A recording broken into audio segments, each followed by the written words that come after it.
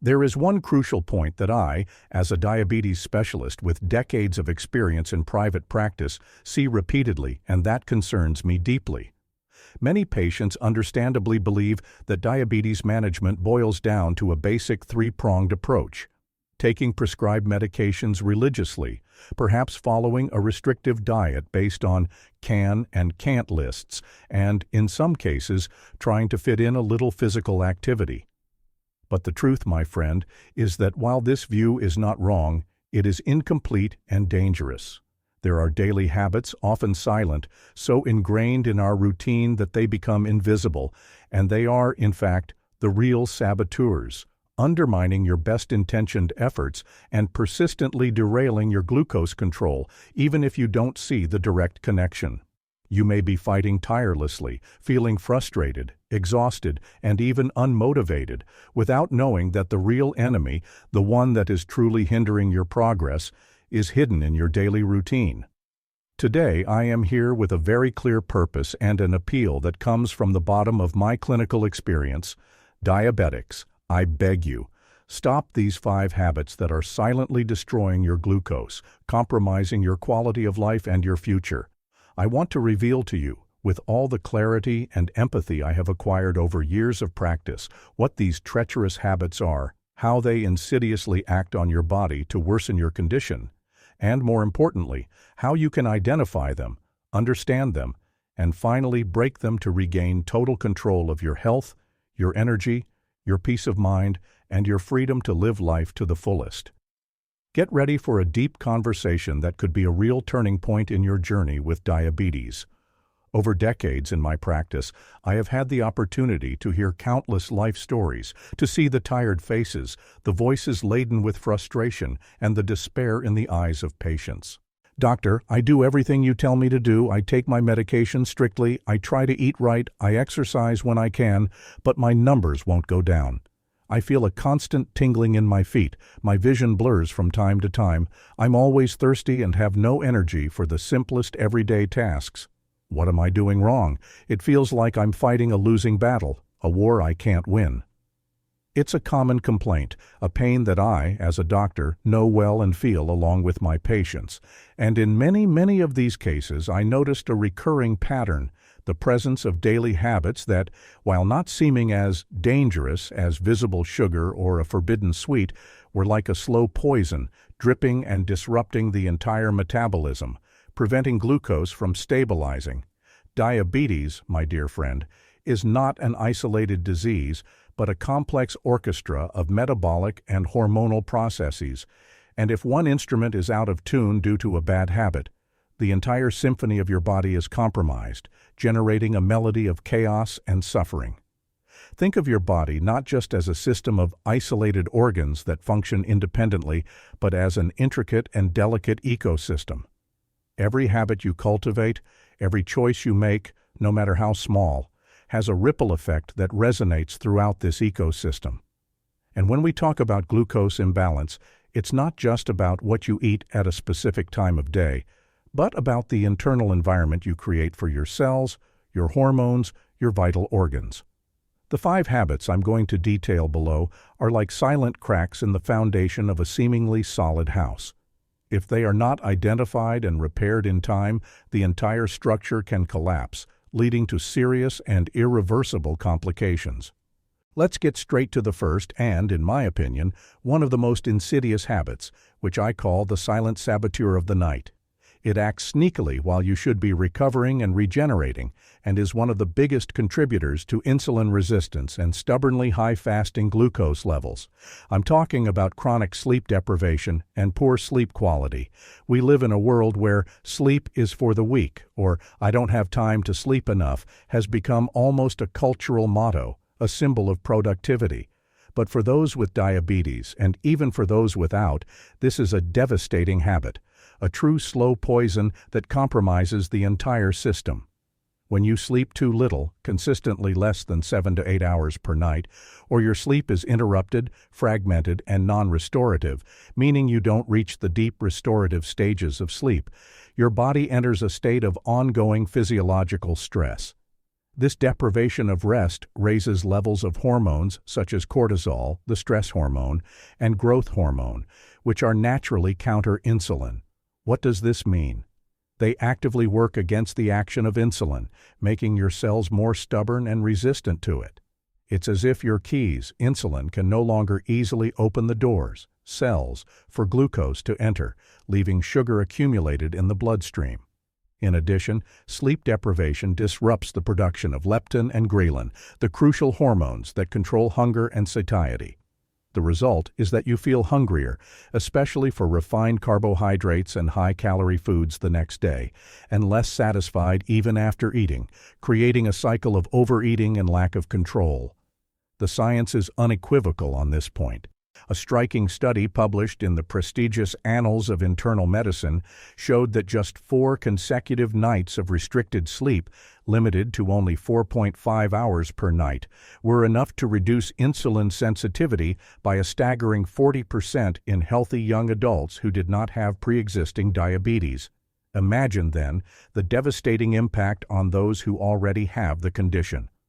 Poor sleep isn't just a nuisance, it's a silent inflammation that you feel in your body through fatigue and see in your relentless glucose numbers. It's not enough to just try to sleep a little more.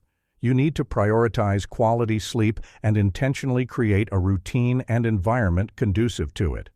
Create a sanctuary in your bedroom, make it dark, use blackout curtains or a sleep mask, quiet, consider earplugs if necessary, and cool. The ideal temperature is around 66 to 68 degrees Fahrenheit. Turn off all screens, cell phone, tablet, computer, television, at least 1 hour before bedtime, as the blue light emitted by these devices directly interferes with the production of melatonin, the natural sleep hormone. Set a regular bedtime and wake-up time, and try to stick to it even on weekends to synchronize your biological clock. I vividly remember Anna, a 68-year-old patient with type 2 diabetes who always had very high morning, fasting, glucose levels, with no apparent explanation.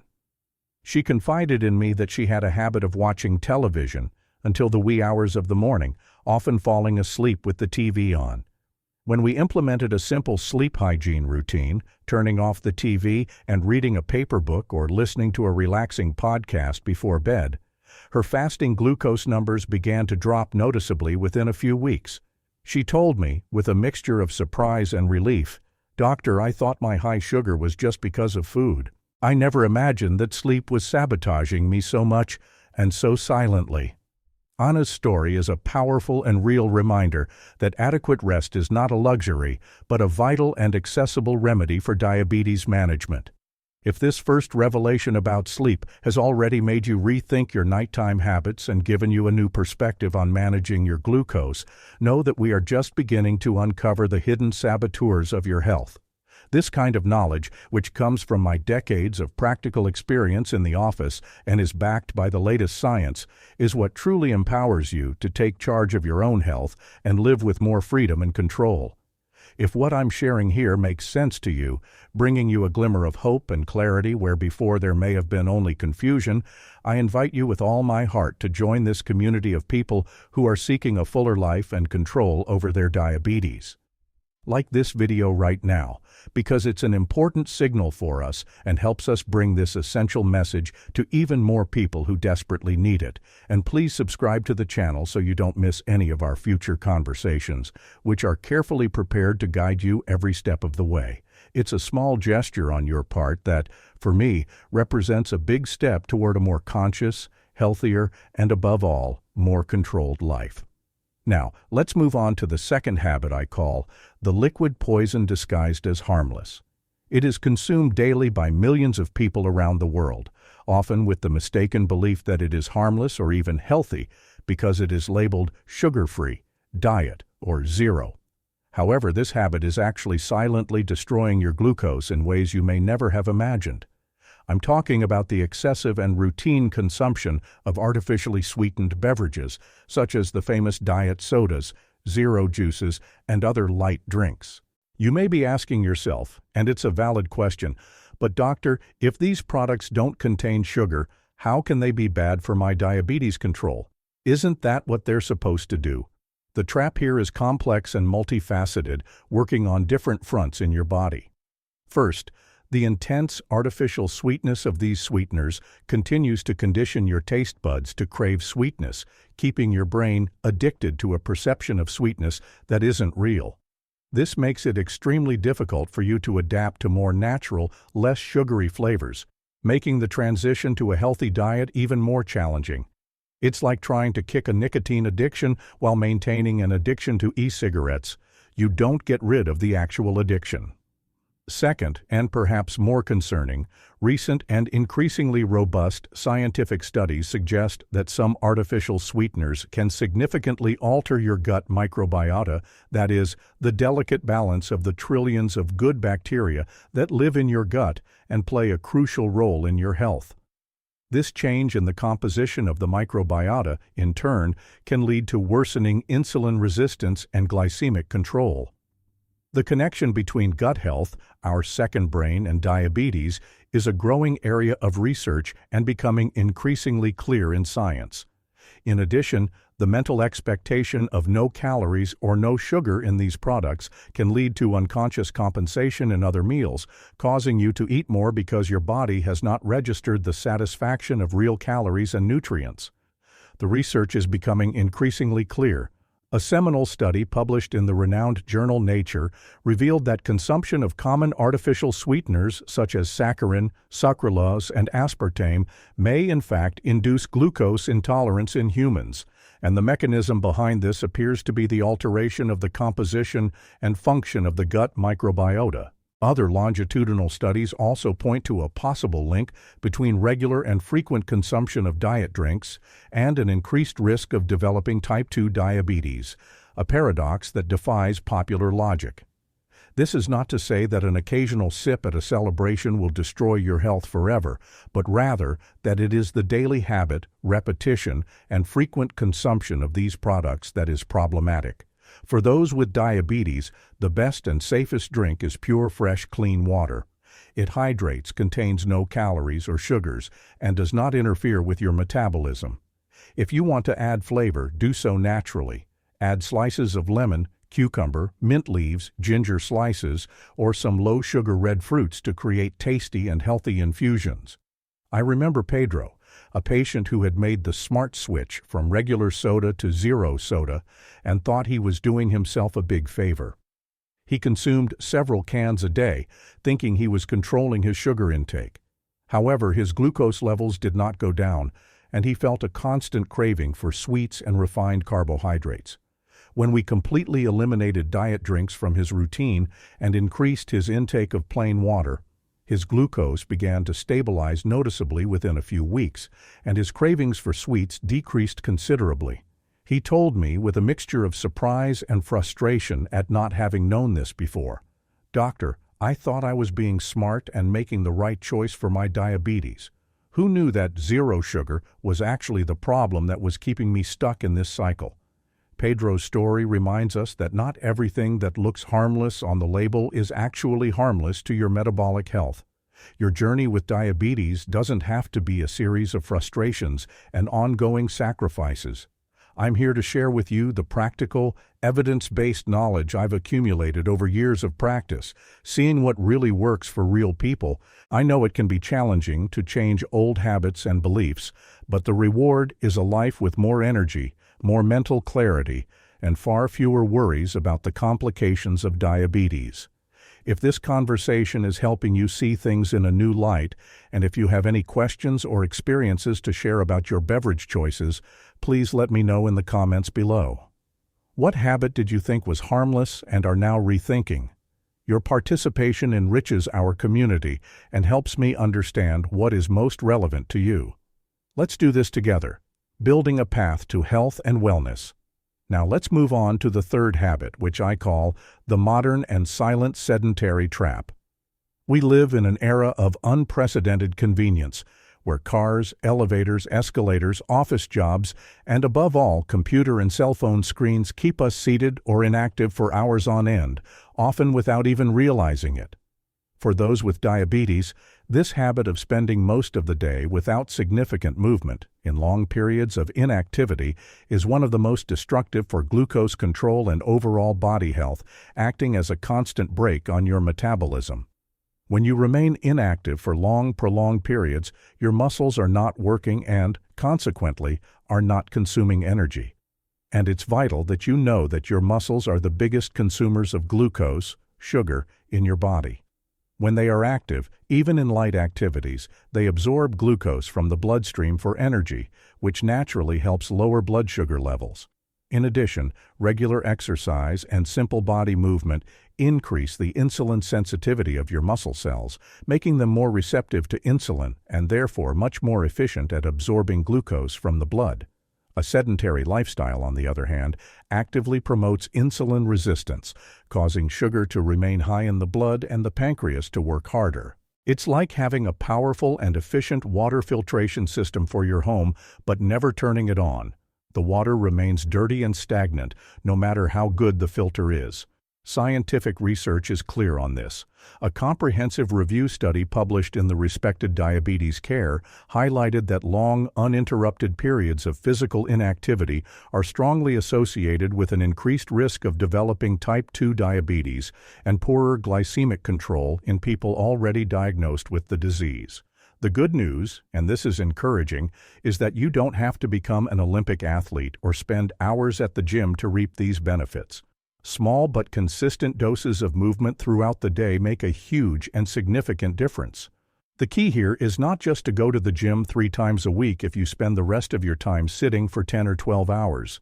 The main focus should be on breaking up long periods of inactivity and incorporating movement into your daily routine. Get up and walk for 5 to 10 minutes every hour you work. Use the stairs instead of the elevator whenever possible. Park your car a little further away to force yourself to take a short walk. Take a brisk 20 to 30-minute walk every day, whether in the park, around the neighborhood, or even inside your home. I remember a patient, Mr. Miguel, who worked in an office and spent 8 hours straight sitting in his chair. His postprandial glucose, the glucose measured after meals, was always a problem, with spikes that were difficult to control. I suggested that he set an alarm on his cell phone to get up and walk for just 5 minutes every hour. He started doing this, and within a few weeks, he noticed that his sugar levels after lunch were noticeably lower and more stable. He told me, surprised, "Doctor, I thought it was only worth it if it was a heavy workout at the gym. I never imagined that these short walks would make such a difference to my glucose and energy levels." Mr. Miguel's story teaches us the transformative power of movement, however small, when incorporated consistently. The fourth habit, which I call the vicious cycle of uncontrolled emotion, is closely linked to the first habit we discussed, chronic stress. But here, the focus is on the inability to manage stress and negative emotions, such as anxiety, anger, sadness, frustration, or boredom, in a healthy and constructive way, which leads to a vicious and self-destructive cycle of glycemic control. When these negative emotions are not processed, released, and managed properly, they accumulate and trigger the chronic and constant release of stress hormones, such as the well-known cortisol. We have already talked about how cortisol directly raises glucose, but the issue here is even deeper: food as an emotional refuge. Many patients, under the weight of chronic stress or flooded with negative emotions, seek instant comfort in food, a momentary escape from emotional pain. And invariably, this comfort food is rich in sugars, refined carbohydrates, and bad fats, which provide a spike of pleasure and momentary relief, but wreak havoc on glucose and long-term health. It's like trying to put out a fire by throwing gasoline on it. You only make the problem worse.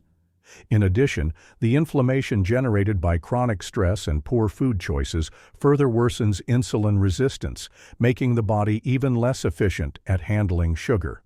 Science supports this clinical observation. A study published in the prestigious Journal of Clinical Endocrinology and Metabolism showed that chronic psychological stress is associated with higher blood sugar levels and a poorer response to treatment in patients with diabetes. It's not about not feeling emotions, we are human and feeling is natural, but about learning to deal with them constructively without letting them sabotage your health. It is vital to develop stress management and emotional intelligence strategies, guided meditation, yoga, or Tai Chi practices, engaging in relaxing and enjoyable hobbies, spending time in nature, talking openly with a trusted friend, writing in a journal to process thoughts and feelings. And if you feel that your emotions are overwhelming you in an uncontrollable way, don't hesitate to seek professional help from a therapist or psychologist. I remember a patient, Joanna, who ate compulsively and excessively whenever she felt anxious, overwhelmed, or alone. She was stuck in a devastating cycle of guilt, lack of control, and weight gain.